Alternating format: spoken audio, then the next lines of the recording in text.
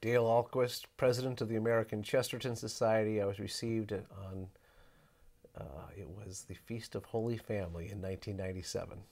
I was raised in a evangelical Baptist household. My father was actually a missionary's son.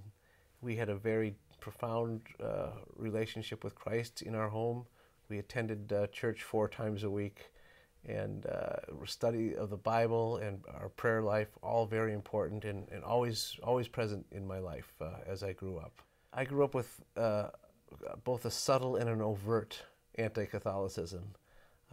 I looked at the Catholic Church and the Catholics I knew as people who didn't really have a relationship with Christ, that they thought it was more important to be Catholic than to be Christian. And I once attended a Mass and thought it was very silly. And then I started reading G.K. Chesterton. And I have to say, I did not know Chesterton was Catholic when I started reading him, and I did not know, of course, where this road was going to take me that I had just stepped on. But along the way, of course, I discovered the Church Fathers, I discovered the saints, and I discovered just the beauty of the magisterium and 1,500 years of history that I had missed out on.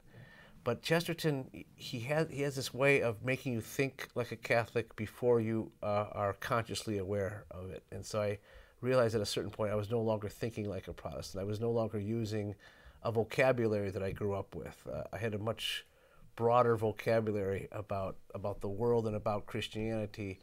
I have to say that reading the Bible as a Catholic, even though I studied the Bible thoroughly, and I think I knew it backwards and forwards, but reading it as a Catholic gave me a much more profound understanding of Scripture.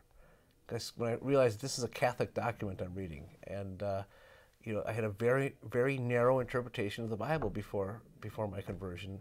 I think that's one of the most eye-opening things. And then, of course, you even discover there's a few more books of Scripture that you weren't let in on, and so that was one of the most eye-opening things.